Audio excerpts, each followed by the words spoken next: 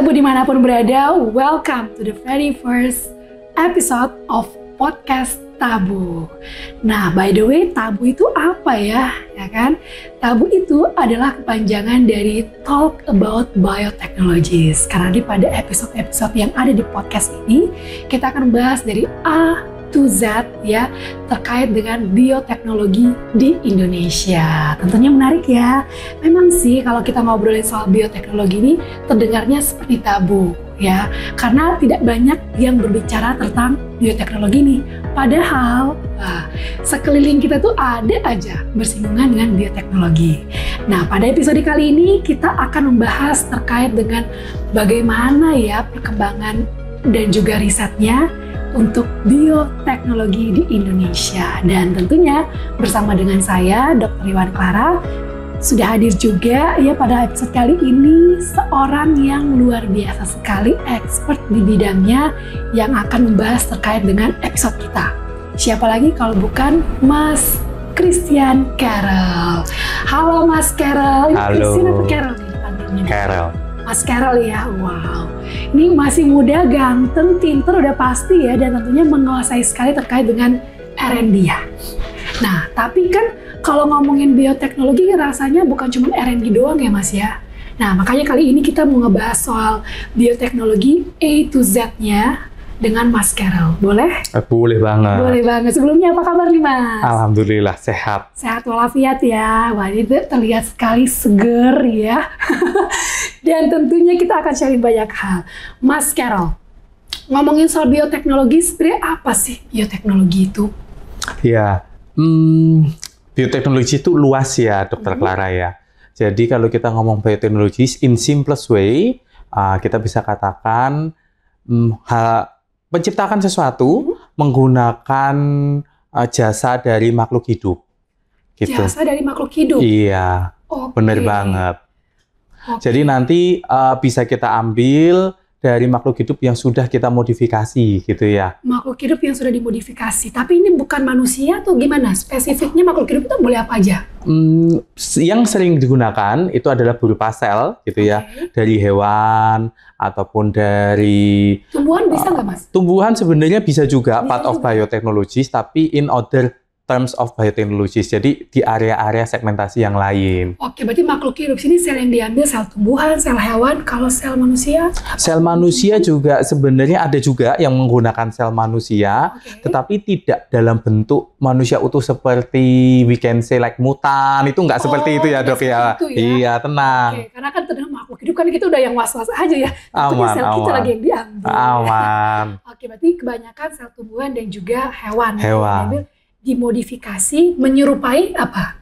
Jadi dimodifikasi bahasa lainnya adalah DNA-nya atau genetiknya yang nanti pada akhirnya bisa memproduksi sesuatu yang kita harapkan. Oke, jadi menyerupai apa part dari manusia itu ya yang dibutuhkan. Iya, benar sekali. Wah, menarik sekali dong tentunya ya. Ngomongin soal bioteknologi di Indonesia itu sudah berapa banyak sih Mas perusahaan bioteknologi yang beroperasional di Indonesia? Ya, jadi kita bisa katakan ya more or less lah kurang dari 10 ya, mungkin di antara 5 sampai around 10 gitu ya untuk perusahaan bioteknologis di area farma ya, kita katakan ya, di area farma mungkin around 5 sampai 10 lah. Itu yang disebut dengan juga biofarmasi. Iya, bener banget. Bioteknologi tapi di dunia farmasi, berarti biofarmasi, dan di Indonesia kurang lebih sudah beroperasional 5 sampai 10 perusahaan. Tergolong sedikit dong ya, Mas ya? Apa itu tergolong banyak kalau kita bandingkan mungkin di Asia Tenggara atau mungkin di dunia? Iya, jadi kalau kita bandingkan dengan China misal gitu ya, itu sangat jauh sekali. China sana udah ribuan gitu ya. Ribuan. Dan di Indonesia itu 10 ya? Iya. Kurang dari 10 ya Dok, kurang dari 10. Wow, berarti bisa dibilang sangat sedikit ya, jumlahnya sangat-sangat sedikit.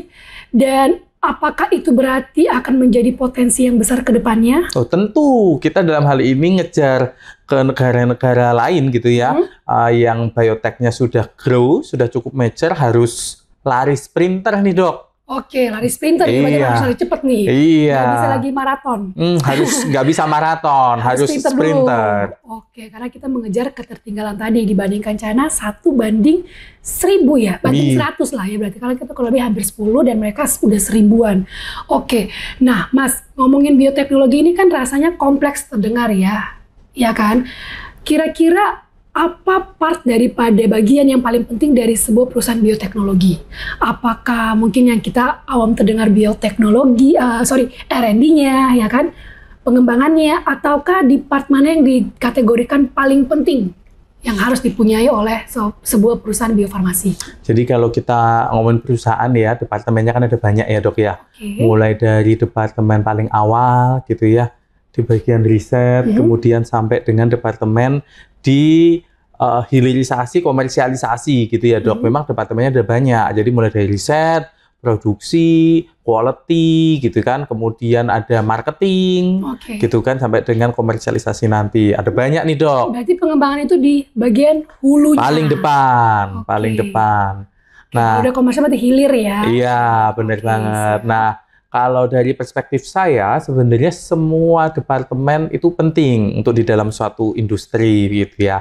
Nah, dalam hal ini karena biotech, we can say tadi kan around 5-10 ya, masih baru.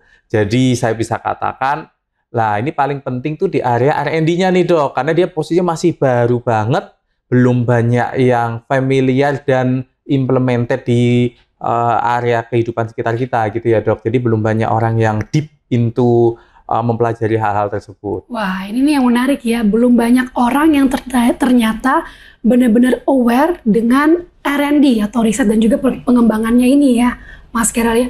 Kenapa? Apakah sesusah itu untuk mempelajari R&D di bidang bioteknologi ataukah seperti apa? Atau mungkin untuk kuliahnya belum banyak nih mata kuliah ke arah situ gitu kan? Atau mungkin secara lapangan pekerjaannya juga ya. Jadi orang mikir-mikir nih kalau kuliah ke situ kerja di mana gitu.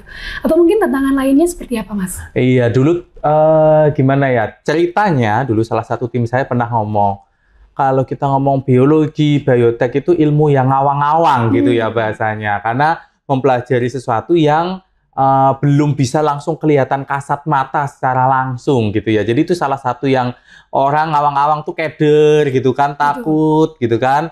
Sehingga memang belum banyak orang yang terjun deep, khususnya di area biofarmasi ya dok ya. Nah, itu yang salah satu menjadi tantangan, padahal sebenarnya tidak sesusah itu, gitu ya, tidak sesusah itu. Nah, kalau ngomongin soal R&D, Mas Keral ini ternyata dikenal ya dengan rajanya R&D. Wih, udah kurang lebih berapa tahun Mas berkecimpung di dunia R&D di biofarmasi? Untuk di biofarmasi nggak berasa ya ternyata ya, 2 digit lah dok. Oh 2 digit 2 digit tahunnya, begitu tahunnya dok. udah 2 digit. Berarti kalau seleranya udah 3 digit kayaknya. Amin. Ya, kita aminkan bersama ya Mas Keral ya.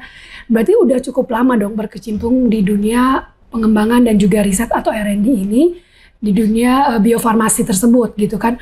Kira-kira ada nggak mungkin cerita menarik sejarahnya Mas Keral mulai meniti nih dari awalnya, mungkin merasakan transfer teknologi juga, atau mungkin di Indonesia memang sudah ada jadi belajarnya di Indonesia aja, atau seperti apa Mas? Iya. Mungkin boleh diceritakan. Mungkin pada waktu 2 digit yang lalu ya, 2 digit tahun yang lalu gitu ya. Dan juga kilograms ago. Iya, aduh dibuka aja nih sama Dok Clara. Ya, jadi memang pada waktu itu kebetulan saya dari farmasi, di mana memang mempelajarinya lebih ke arah obat-obat chemicals. Salah satu yang pada waktu itu saya ingat adalah dosen saya mengatakan ada alat namanya PCR pada waktu itu yang harganya miliaran at that time. Terus dan ternyata sesudah COVID kita jumpa ada banyak gitu kan ya. Jadi memang pada waktu itu khususnya untuk orang farmasi gitu kan, ataupun orang di dunia tenaga kesehatan yang lain gitu ya, biotek ini masih tergolong baru gitu kan. Nah kebetulan karena saya farmasi, jadi dari sudut pandang farmasi gitu ya, yang biasa dengan obat-obat chemical, sekarang kita mempelajari obat-obat biopharmaceutical gitu ya, ngomongin terkait dengan DNA, sel, protein, dan lain sebagainya, itu seperti menyeberang beda benua, beda dunia gitu ya. Jadi kayak dari bumi ke Mars gitu ya. Itu 2 hal yang berbeda gitu kan. Tetapi itu sangat menarik. Kenapa menarik? karena ternyata dunia Mars gitu ya istilahnya, dunia di biopharmaceutical ini masih banyak sekali yang bisa kita pelajari dan kita bisa gali, sehingga akan menciptakan banyak pemahaman, knowledge gitu kan, yang sebelumnya mungkin kita belum tahu gitu kan. Nah, disitulah tantangan dan hal menariknya gitu, Dok. Oke, berarti Mas Carol ini pernah berpengalaman studinya ya, mempelajari lebih dalam lagi terkait dengan R&D biofarmasi ini, apakah cuma di Indonesia, ataukah pernah juga belajar dari negeri seberang lah, Mas? Iya, jadi waktu itu saya sampai di training cukup lama ya, sampai beberapa tahun gitu ya, cukup lama di training hanya untuk mengerti terkait dengan biosimilar, terkait dengan teknologi-teknologi yang digunakan dalam proses produksinya gitu kan, dan juga dalam proses testingnya juga. Jadi memang harus komprehensif kalau kita ngomongin obat ya, tidak hanya dari sisi produksi tapi juga dari segi kualitasnya gitu ya, Dok ya. Okay. Nah, itu takes time, mulai dari scratch, dari nol, dari yang tadinya di area chemicals sampai akhirnya bisa paham, bisa mengerti di area biopharmaceuticals ini. Baik, Mas Carol. Tadi Mas Carol pun sempat menyebutkan soal PCR ya. Dan Sobat Tabur Ilmu juga pastinya sangat familiar dengan kata PCR ini. Karena mengingatkan kita pada zaman-zaman perjuangan saat pandemi dulu, ya kan? Nah, Mas Carol, ada nggak pengaruh ya dari pandemi kemarin terkait dengan arah perkembangan R&D di dunia biofarmasi di Indonesia? Tentunya dong. Jadi kalau teman-teman ingat ya tadi yang disampaikan oleh Dr. Clara ya, kan pada waktu awal-awal pandemi bahkan PCR aja seluruh Indonesia Raya kita cuma punya berapa sih gitu kan. Then after itu kan ketika mau testing gitu kan harus nunggu sampai bahkan sampai dikirim ke Jakarta, dari provinsi mana kirim ke Jakarta gitu kan. Then kalau kita lihat saat ini PCR itu udah banyak banget gitu ya, di masing-masing provinsi tentunya ada, dan ada banyak sekali gitu kan, dan sehingga waktunya pun juga kurang dari 24 jam juga udah bisa. Udah langsung keluar gitu kan, hasilnya beda banget. Waktu itu sampai 2 minggu atau lebih gitu kan. Sekarang bisa kurang dari 24 jam. Itu kan menunjukkan bahwa dari segi alat kita sudah punya banyak kemajuan gitu kan. Nah, tentunya sisi pandemi itu membuka kesadaran kita semua bahwa ternyata kita sebegitu eager untuk harus mengejar negara lain gitu kan. Sebegitu kita jauhnya gitu kan, ketinggalan gitu kan, khususnya di area biofarmasi ini ya. Dan itu juga istilah lain gitu ya, membuat kita sadar bahwa yuk sekarang negara kita harus mampu menyelesaikan semua masalah ini dari kita untuk kita sendiri gitu kan. Jadi preventifnya ini yang harus lebih ditegakkan lagi. Iya, jadi pencegahan. Bener banget itu, Dok. Jadi supaya kita bisa mencegah semuanya ini kan, kita bisa menguatkan di bangsa Indonesia ini untuk gimana apapun yang akan dihadapi nanti kita bisa menyelesaikan dari bangsa Indonesia ini sendiri. Oke, nah kalau ngomongin soal pencegahan ya untuk memperkuat kesehatan negara kita, ada nggak produk biologis yang mungkin ikut mensupport hal tersebut, Mas? Iya, jadi kita katakan ya health resilience gitu kan. Jadi salah satunya kan pada waktu itu kebetulan saya juga yang membantu dalam transfer teknologi untuk pada waktu itu vaksin mRNA gitu ya, Dok ya. Vaksin mRNA. Mungkin bisa dijelaskan singkat nih biar Sobat Tabung nggak makin tabu ya terkait vaksin, kan orang mendengarnya itu agak tabu juga nih, tidak bisa dipungkiri. Sedikit jelaskan, Mas, vaksin mRNA itu seperti apa? Jadi mungkin yang sahabat-sahabat biasa sering dengar gitu ya, vaksin itu adalah virus yang dilemahkan gitu kan, ataupun virus yang sudah dimatikan gitu kan, itu yang sering didengar. Nah, kalau vaksin mRNA ini dia tidak menggunakan virus lagi gitu ya. Jadi tidak ada body atau bukan merupakan virus yang dilemahkan, tapi dia adalah inti genetik gitu ya, hanya bagian genetik dari virus gitu ya, yang nanti pada akhirnya dikenalkan ke tubuh kita gitu. Jadi udah nggak ada hubungan dengan virus yang dilemahkan atau ada bagian virus yang nanti bisa tumbuh lagi, nggak bisa aktif lagi dan lain sebagainya, karena dia adalah materi genetik sebagian kecil dari virus. Jadi beda banget gitu ya, Dok. Itu platformnya ya. Platformnya. Itu jenis platformnya. Dan di sini peran Mas Carol dalam hal vaksin mRNA itu membuatnya kah? Atau seperti apa, Mas? Jadi at that time gitu ya Dok, kita melakukan transfer teknologi dari China gitu, dari China ke Indonesia. Di mana pada waktu itu ini platform baru di Indonesia kan waktu itu juga belum banyak yang ngerti, dan kita menjadi Indonesia ya salah satunya menjadi Etana gitu ya, salah satunya menjadi company yang melakukan transfer teknologi dari China. Nah, peran saya di situ adalah bagaimana membentuk suatu tim, bagaimana supaya transfer teknologi ini sukses berhasil diimplementasi sampai dengan bisa diproduksi. Dan mulai dari persiapannya, kemudian mulai dari bagaimana kita melakukan sertifikasi fasilitas, gitu kan, sampai dengan kita melakukan proses pembuatannya, kemudian bisa dikatakan bahwa produk itu stabil, gitu kan, dan akhirnya dapat digunakan gitu kan endingnya. Jadi memang dari mulai awal di mana at that time belum banyak orang mengerti apa itu mRNA gitu ya, sampai dengan akhirnya saat ini kita bisa melakukan proses produksi itu. Jadi sudah diproduksi vaksin dengan platform mRNA di Indonesia. Di Indonesia. Tepatnya di tempat Mas Carol di Etana. Iya, benar banget itu. Dan itu Mas Carol bersama timnya. Iya, jadi memang sangat apresiasi banget gitu ya untuk tim R&D gitu ya, yang pada waktu itu berjuang gitu ya, mulai dari scratch, mulai dari katakanlah mRNA itu apa sih gitu kan, dari nol banget mRNA itu apa sampai akhirnya bisa melakukan proses produksi di Indonesia. Wow, tapi kan Mas Carol sekarang udah nggak ada COVID. Berarti platformnya istilahnya menjadi sia-sia atau seperti apa? Nah, ini keunikannya gitu ya. Jadi platform ini sebenarnya bisa digunakan untuk pengobatan berbagai macam yang lain gitu kan. Jadi karena dia berupa platform, nanti tinggal diubah saja gitu kan kode genetik yang mau diisi gitu kan. Apakah masih mau dalam bentuk untuk vaksin ataukah mau dalam bentuk untuk obat. Yang jelas kode genetiknya kita bisa ganti, kemudian platform mRNA-nya masih bisa digunakan lagi. Oke, jadi Sobat Tabu ini mirip kayak ketupat ya. Ini kita beli ketupatnya masih kosong, ya kan? Nanti terserah mau diisi pakai beras putih, beras merah. Iya, bener banget itu Dok, bener banget. Sesuai dengan tergantung dengan lauk yang ada di rumah, gitu ya Sobat Tabu ya.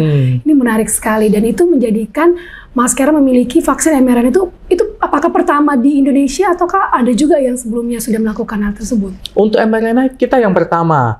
Wow, jadi pertama di Indonesia ya. Untuk di Indonesia kita yang pertama. Wow, boleh berikan tepuk tangan nih ya Sobat Tabu ya untuk Mas Carol dan juga tim yang luar biasa sekali dalam mendevelop atau mengembangkan platform yang luar biasa ini atau disebut dengan mRNA ini ya Mas Carol. Nah, menarik sekali terkait dengan produk biologi nih. Hasil akhir dari sebuah yang atau sesuatu yang dilakukan oleh bioteknologi ini namanya produk biologis. Atau produk biologi itu apa sebenarnya Mas? Definisi gampangnya lah. Ya, jadi produk biologis ini intinya adalah produk yang diambil gitu ya dari makhluk hidup gitu kan. Yang tadi bisa berupa dari tumbuhan, dari hewan ataupun dari manusia. Gitu. Partnya aja ya kan. Yang digunakan untuk nantinya digunakan kalau untuk di farmasi gitu kan, berarti untuk arah pengobatan salah satunya. Berarti contoh-contoh real produk biologis yang sudah beredar mungkin di dunia kesehatan di Indonesia apa aja tadi selain vaksin? Iya, jadi memang vaksin ini yang paling familiar gitu kan. Nah, tapi sebenarnya teman-teman kalau teman-teman sadari ada beberapa produk lain selain daripada obat ya, mungkin produk-produk kosmetik itu sebenarnya juga bagian dari itu Dok. Tapi orang memang kalau ngomongin produk biologis mungkin lebih familiar itu ke vaksin aja. Iya, bener banget. Kalau penggunaan yang lain seperti insulin juga kan? Insulin untuk diabetes. Itu juga merupakan satu produk biologis. Banyak juga sih sebenarnya ya Sobat Tabu ya, onkologis. Ya kan? Di dunia onkologi juga sekarang mulai trennya bukan berganti ya. Memang kalau sesuai standar internasional kan banyak dan sudah dipergunakan produk-produk biologis ini. Dibandingkan dengan konvensional. Kira-kira perbedaan yang signifikan, mungkin 2 perbedaan lah kita lihat. Jadi kalau kita ngomongin konvensional gitu ya, memang konvensional tuh chemicals lah ya, jadi chemicals gitu ya. Nah sebenarnya bedanya gimana sih gitu kan? Nah ini juga yang sering saya sampaikan gitu ya, sering saya sampaikan kalau chemicals tuh kita ibaratnya tuh kayak kapal biasa gitu ya, kapal sampan. Kemudian kalau biologis itu dia kapal pesiar gitu ya, lebih kompleks gitu kan. Nah kalau kapal sampan kan kecil gitu kan. Kemudian kalau kapal sampan tuh bagaimana memastikan kapalnya bisa digunakan juga dicek bocor atau tidak, itu lebih simpel.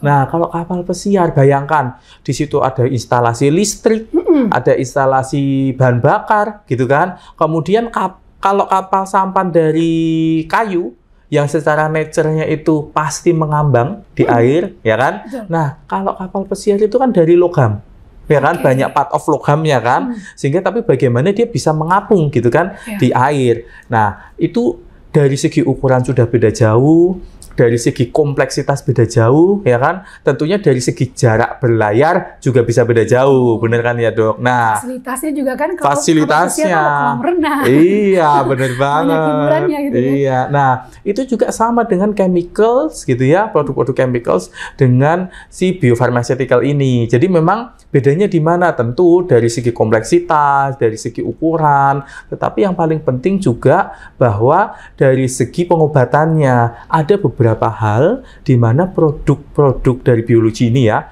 dia tuh bisa sampai mengobati sejauh itu. Yang chemicals dia nggak bisa. Agak limit ya, iya. Batas dengan limitnya. Tapi tentu saja produk biologis ini tidak 100% juga menggantikan produk chemical. Sama satu lagi, spesifisitasnya. Jadi produk biologis ini dia bisa sangat spesifik, bahkan orang per orang gitu bisa juga. Gitu. Itu juga salah satu keunggulannya.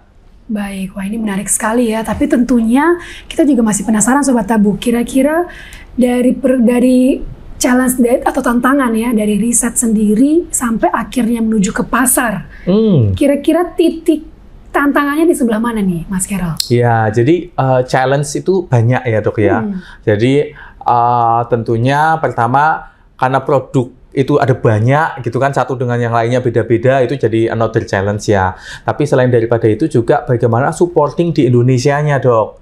Jadi bagaimana dari hulu ke hilir gitu kan, semuanya itu banyak yang kita posisinya masih impor gitu kan, itu jadi challenge gitu kan dalam development. Jadi mau melakukan ini, beli ini impor, berapa bulan, nunggu lagi gitu kan. Mau beli ini, katalognya segala macam impor, tunggu lagi berapa lama gitu kan. Jadi dari segi waktunya kita lumayan jatuhnya makan waktu ya. Makan waktu, bener.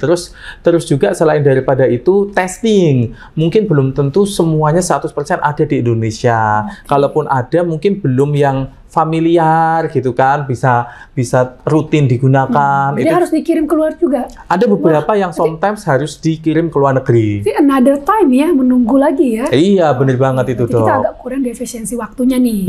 Itu dari sisi waktu. Betul, tantangan yang harus kita cut gimana caranya. Iya, nah terus waktu juga otomatis related juga dengan biaya gitu kan. Karena nanti juga harus ada biaya ini itu segala macam, sehingga expense-nya tentu akan lebih besar gitu ya dok ya. Itu salah satu tantangannya. Nah kira-kira menurut Mas Carol sendiri nih ya, bagaimana kolaborasi antara riset dengan universitas atau lembaga dan juga lembaga riset terkait dengan pengembangan produk biologis di Indonesia. Ya, jadi ada nggak kolaborasi seperti itu? Jadi secara kolaborasi ini sudah banyak bahkan. Sudah banyak gitu. Nah, saat ini yang perlu ditingkatkan itu adalah bagaimana kolaborasi ini diarahkan untuk di area hilirisasi gitu kan. Karena memang posisinya kalau kita ngomong tadi R&D, riset ataupun development gitu kan, risetnya mau dari mana? Apakah mau dari ujung banget? Apa mau dari tengah atau mau dari ujung belakang? Jadi sebenarnya banyak hal yang bisa dilakukan kolaborasi. Siapa yang bisa memutuskan dan berdasarkan apa, Mas? Nah, tentu hal ini berdasarkan kebutuhan kita saat ini dan kesiapan kita sebagai Indonesia dan sebagai suatu company gitu ya, yang nantinya melakukan proses hilirisasi tersebut gitu kan. Jadi mau developmentnya mau di area mana gitu kan, sehingga itu kolaborasinya akan dari sisi mana? Apakah dari sisi hulu ataukah dari sisi hilir? Dan tentunya yang paling penting juga adalah bagaimana kita intense collaboration tadi, kenal satu dengan yang lain lebih deep gitu kan, sehingga nanti kolaborasi akan lebih mudah untuk terjalin bersama dan ada output nyata dirasakan oleh kita semua. Masyarakat Indonesia ya. Dan sekali lagi tentunya kolaborasi ini sudah dilakukan. Sudah dilakukan. Sudah dilakukan dan terus gitu kan ditingkatkan baik itu dari sisi intensitas maupun kualitas dari output yang dihasilkan. Luar biasa sekali Sobat Tabu ya. Dan satu lagi nih pertanyaan yang bikin penasaran. Menurut Mas Carol sendiri nih sebagai Raja R&D. Waduh. Title-nya berat banget nih ya kayaknya. Tapi you deserve lah untuk title itu. Mas Carol, kira-kira apa yang bisa membuat Indonesia atau hal penting yang dibutuhkan untuk membuat Indonesia menjadi pemain utama? Pemain utama. Oke. Khususnya bidang biofarmasi di dunia. Oke. Jadi kalau kita ngomong pemain utama gitu ya. Pokoknya kita harus lead lah. Gimana caranya nih? Salah satunya ya, yang paling penting adalah bagaimana kita berani mengambil resiko. Oke. Resiko. Kenapa? Karena kita nih, Indonesia saat ini peluangnya banyak, tantangannya juga banyak. Jadi kita harus keluar dari zona nyaman dan berani mengambil resiko. Resiko ini bentuknya macam-macam ya dok ya. Jadi resikonya ini dari masing-masing karena tadi baik itu industri, baik itu universitas, baik itu pemerintah gitu ya. Bagaimana kita tetap mengusahakan yang terbaik dengan berbagai macam resikonya gitu ya. Tapi kita berani untuk berbuat lebih. Kita berani untuk mengambil semua resiko yang mungkin ada gitu kan untuk maju ya kan untuk Indonesia saat ini. Itu yang paling penting, Dok. Waduh, nih optimisme yang seperti ini yang dibutuhkan seluruh anak muda di Indonesia ya, supaya mimpi-mimpi ini bisa lebih didorong lebih cepat nih. Iya. Asia and then go to world. Iya, mungkin kenapa saya bisa katakan itu ya? Karena pada waktu itu dokter bayangkan, balik lagi flashback ya, Dok. Pada waktu kita develop mRNA vaksin, di mana seluruh Indonesia pada waktu itu ini baru nih, ya kan? Semua orang nggak tahu kan? Semua orang nggak tahu. Kemudian mesin-mesin kita harus import, mesin yang di Indonesia belum pernah ada yang impor, gitu kan? Dan dari mana kita harus belajar? Gimana kita tahu cara menggunakan mesin ini? Maka itu harus mengambil resiko. Gimana caranya kita harus bisa, gitu kan? Gimana caranya harus menguasai, gitu kan? Gimana caranya mesin itu bisa digunakan dengan baik, gitu kan? Nah, itulah resiko-resiko yang harus diambil, gitu kan? Jadi salah satunya. Nah, disitulah kita harus out of the box, berpikirnya berani maju. Wah, suka sekali ya dengan semangatnya ya. Berpikir out of the box dan harus berani mengambil resiko. Karena ya tidak bisa dipungkiri ya, hasil tidak mengkhianati usaha. Iya, benar banget. Usahanya besar, pasti hasilnya juga akan besar dong. Amin ya, Sobat Tabu ya. Satu lagi pertanyaan penutup, karena seru sekali tadi kita berbincang dengan Mas Carol, tapi apa daya waktu yang membatasi kita ya. Karena pengennya ini bisa sampai besok-besoknya lagi nih, ngobrol terus. Oke Mas Carol, kira-kira apa pesan untuk generasi muda, Sobat Tabu mungkin juga ingin menonton di sini ya, yang masih dalam proses belajar dan mungkin ingin berkarir di biofarmasi. Kira-kira pesan untuk mereka apa nih Mas? Oke, jadi pesan untuk anak muda gitu ya, inovasi hari ini adalah terapi esok hari. Dan kita adalah jembatannya. Itu adalah kunci. Inovasi hari ini adalah terapi esok hari. Dan kita adalah jembatannya. Luar biasa sekali, boleh dong applause untuk Mas Carol, Sobat Tabu. Ini luar biasa sekali untuk closing statementnya, sangat menggugah dan tentunya perlu kita ingat, dan bukan hanya ingat aja, itu menjadikan motivasi untuk kita trust ya akan perkembangan biofarmasi di Indonesia untuk menjadi jauh lebih baik ke depannya. Sekali lagi thank you so much Mas Carol atas bincang-bincang yang sangat bergizi, karena isinya daging semua ya kan Sobat Tabu. Dan untuk Sobat Tabu di rumah juga terima kasih sudah menonton kami. Tetap saksikan terus podcast Tabu yang ada di YouTube channelnya Etana Biotechnologies Indonesia. Dan untuk kalian yang penasaran kira-kira ada enaknya ya kita bahas apa lagi ya seputar dengan bioteknologi di Indonesia, boleh komen di kolom komentar, and I will see you on the next episode. Bye!